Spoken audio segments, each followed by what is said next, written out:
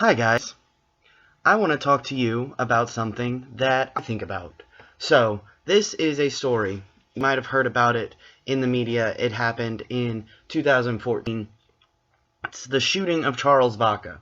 This story stuck out to me not because it was especially gory or disturbing, even though it is. It's about a shooting death.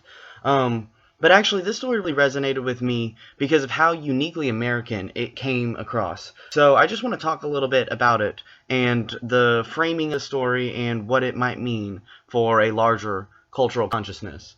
So one of the things that first piqued my interest in the story is the way that it's framed. So most often in cases of violence, media tends to focus on the perpetrator and not the victim.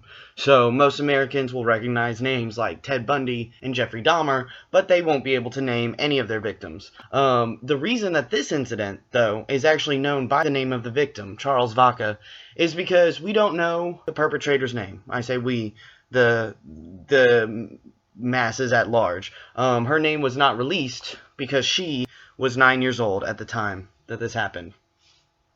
And I'm going to be honest here, there's not a lot of concrete facts to work with in this story because of that. The identity of the girl and her family is protected, and I'm not opposed to that. There was a lot of media circus around this case, but I think even the most extreme opinions can agree, whatever conclusions you draw from this, no one's blaming a 9-year-old child for what happened that day. So what did happen that day? Okay, here's the story. On August 26th, 2014, Charles Vacca was working as a shooting instructor at the Last Stop gun range in White Hills, Arizona. White Hills used to be a mining town, but now it's a ghost town because mining boom isn't a thing anymore. Now it's also a tourist destination because it's about an hour away from Las Vegas. In fact, the website for the Last Stop gun range advertises about a 30-minute ride in a shuttle that they provide. So here's the official police report from the incident, and I'll include that here in the video. It's very, very short. It's a third of the page. The rest of the page is for other incidents that day.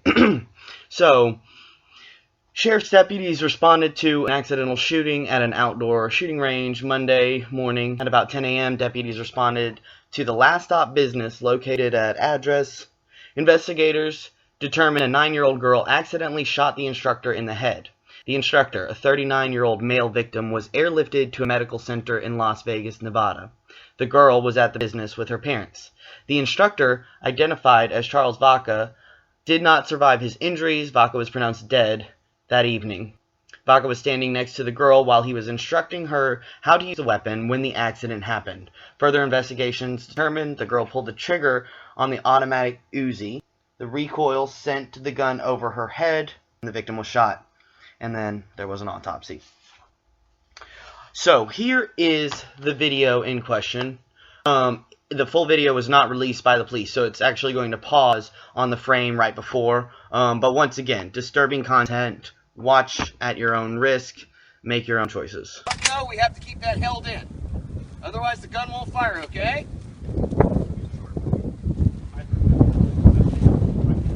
This hand.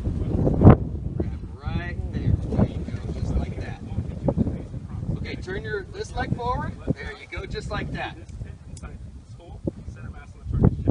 All right, go ahead and give me one shot. All right. All right, full out of. So, from the video, it appears that Vacca was holding the barrel of the gun for the girl's first shot before letting her try on her own. Because her instructor was holding the gun for her, the girl did not realize and anticipate the recoil, which, exacerbated by her size and stature, meant that whenever she fired the final shots, the gun recoiled, pointing it over her head, and Charles Vacca was tragically in the line of fire. The shooting immediately gained media attention because of the girl's age. It sparked intense debate over gun control, obviously. It resulted in 2 failed attempts at reform, I believe, in Arizona and Nevada. However, this isn't what made this story stick out to me. What actually made the story land in my brain and kind of stay there was this one-off sentence from an article that the family had stopped to enjoy a monster truck rally on the way to the shooting range.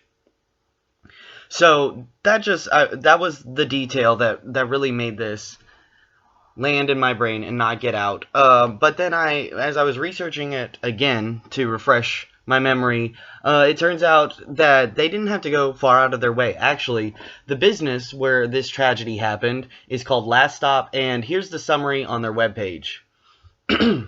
Take a break from the road trip at Arizona Last Stop.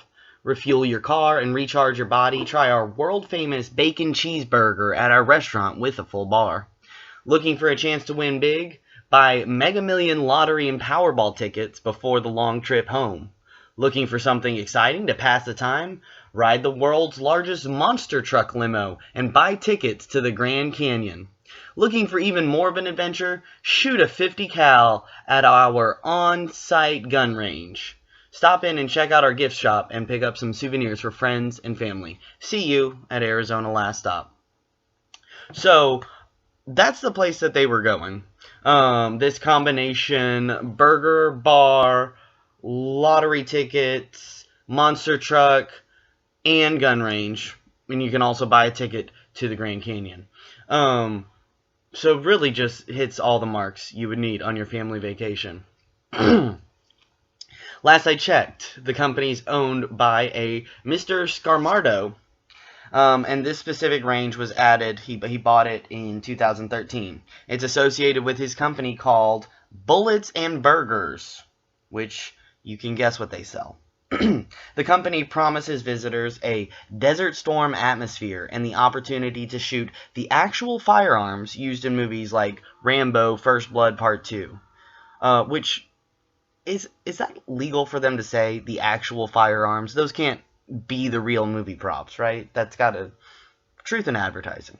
Okay, so this information is also coming from the New York Times article, Year After Death, Business as Usual at the Gun Range, which it is, and the company is still fine to this day. You can go, they've got a lot of reviews, very few, if any, mention this incident. It's all about how this is apparently the best place to go buy lottery tickets if you're from Nevada. Anyway, back to what brought me to this case and why I'm focusing on this. The crux of what makes this so significant to me, I think, is this American Family Vacation. This is the American Family Vacation just satirized to the extreme. Bacon cheeseburgers, monster trucks, and then a needless gun death. It sounds like writers spitballing dark jokes, but then it's actually brought to life here in this story. And then there's also the fact that this happened just a few hours away from the Grand Canyon. Instead of going into this place, this monster truck rally gun range combo, this family could have been at the Grand Canyon, the most famous landmark in America. Suppose the family had gone there instead of indulging this mindless urge that they have to consume, expend, and consume. I think about that alternate reality a lot and what that might look like. Anyways, that's it. Like I said, it's a pretty bare-bones story. That's just my take on it. But there are some miscellaneous issues that came up whenever I was reading more about it. Well, this is just plain funny. So the guy who owns Bullets and Burgers and Last Stop, Mr. Scarmardo, he said afterward he decided after the accident, so there was a big hullabaloo because obviously a 9-year-old was firing, which was standard practice, the legal age. There is no minimum age for parents supervising children on private property. The legislation that they proposed after this obviously failed, so I still understand that to be the rule, at least in Arizona and Nevada. But anyway, this guy, the owner, he decided anyway, no legal coercion involved. He's just going to raise the age requirement for shooting to 12 from 9, although here's the caveat here. Employees are allowed to waive that rule when they deem a child large and mature enough to handle a powerful weapon. And then here's Mr. Scarmardo's quote. If you've got a kid who is 5 feet tall and as mature as a 25-year-old, he can shoot, he said. So, just make of that what you will, I guess. other miscellany that's interesting, whenever I was looking this up, there's a big Charles Vacca truther theory if you go digging around on LiveLeak. So people connecting the dots, Charles Vacca, Sandy Hook, all of these were stage. Media is trying to take away our guns. They point to the fact that the video is edited in the last frames to prove that this is a hoax. My understanding was that the police took the footage from the mother and then they edited it out, the part where they show actual death before releasing it to the media. But who knows? Maybe it is just a vast conspiracy to take away our guns. And finally, this is not the only case of something like this happening. It was actually the same gun, a similar situation in Massachusetts in 2008. Christopher Bezilge was at a community event, some sort of community event where they were fundraising and also, I guess, had firearms available to shoot. He was shooting an Uzi with his father, and the recoil snapped back. This time, though, he was the one who, the son himself, 8 years old, I believe, died from that injury. And that one resulted in a lawsuit for several of the organizers at the events that was settled. As far as I know, no legislation came out of it, but I could be wrong. But that's another interesting incident. That footage has not been released, although it does exist, if anybody wants to research that a little bit more. Anyways, that's it. Thanks for watching. Thanks for listening. You didn't have to, so I appreciate it. And this was The American Tragedy of Charles Vacca.